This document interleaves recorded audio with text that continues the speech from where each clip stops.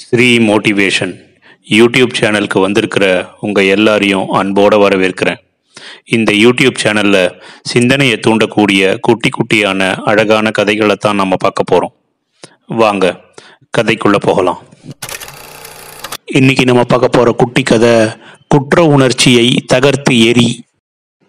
நம்மில்ல சில பேர் சில சமயங்களில் தெரியாமல் செய்த தவறுகளுக்காக குற்ற உணர்ச்சியில் குமைந்து போவதுண்டு. வெளியில் வர சங்கடப்பட்டு கொண்டு வீட்டுக்குள்ளேயே ஒடுங்கிக் கொள்வதும் உண்டு.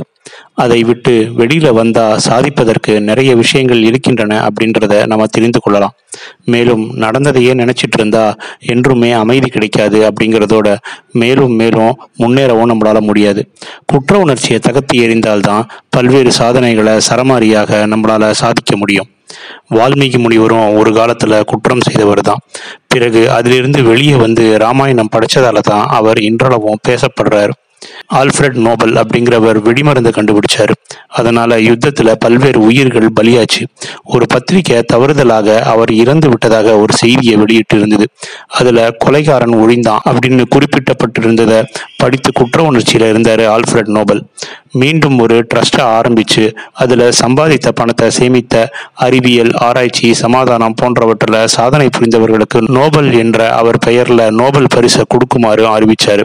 அதன் பிறகு குற்ற உணர்ச்சியிலிருந்து மீண்டாரு ஆல்ஃபிரட் அப்படின்னு நம்ம படிச்சதுண்டு. இன்றும் அவர் பெயரால நோபல் பரிசு பெறுபவர்களை கண்கூடாக நம்ம கண்டுட்டு வர்றோம். முழு பூசணிக்காயை சோற்றுல மறைத்தது போல அப்படின்ற பழமொழியை அடிக்கடி கேள்விப்பட்டிருப்போம். அதன் அர்த்தம் என்ன? ஒருத்தன் அடுத்த வீட்டு பூசணிக்காயை திருடிட்டான். அதனால அவன் வீட்டை பார்ப்போர் எல்லாருமே பூசணிக்காய் திருடன் என்று அடையாளம் சொல்லி கூறி வந்தாங்க. அந்த அவப்பெயரை மாற்றுவதற்காக, அந்த குற்ற உணர்ச்சியில் இருந்து மீள்வதற்காக தினசரி உணவு படைத்து வருவோர் போவோர் பசியாறுபவர்களுக்கு உணவு பரிமாற ஆரம்பிச்சான் அந்த வீட்டுக்காரன். அதன் பிறகு பூசணிக்காய் திருடிய வீடு அப்படிங்கிறது மறைந்து போய் சாப்பாடு போடும் வீடு அப்படின்னு பெயர் வந்தது அவனுக்கு. அதுதான் முழு பூசணிக்காய சூற்றுல மறைத்த கதை.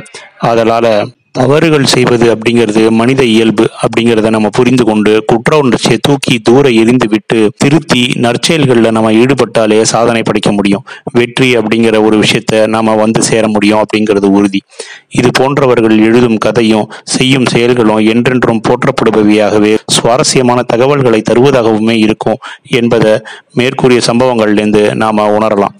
தொலைந்து போன நாட்களை தேட முயலாதீங்க, வருகின்ற நாட்களை இன்பமாக்குங்க. சில பெறுதலும் சில மறைதலும் இருந்தால்தான் வாழ்க்கை சுவாரஸ்யமாகும் அப்படிங்கிறத எந்த காரணத்தை கொண்டும் மறந்துடாதீங்க. குற்ற உணர்ச்சியை தூக்கி போட்டு உங்க வாழ்க்கையை உங்களுக்கு பிடித்தபடி சந்தோஷமாக வாழ ஆரம்பிங்க. வருங்காலத்தை சரியாக பயன்படுத்தணும் அப்படின்ற எண்ணத்தை மட்டும் மனசில் வைத்து கொண்டா போதும், உங்கள் வாழ்க்கை சிறப்பாகும். இந்த குட்டி கதை உங்களுக்கு பிடிச்சிருக்குன்னு நினைக்கிறேன். பிடிச்சிருந்தா லைக் பண்ணுங்க, கமெண்ட் பண்ணுங்க, உங்க ஃப்ரெண்ட்ஸுக்கு ஷேர் பண்ணுங்க. நன்றி.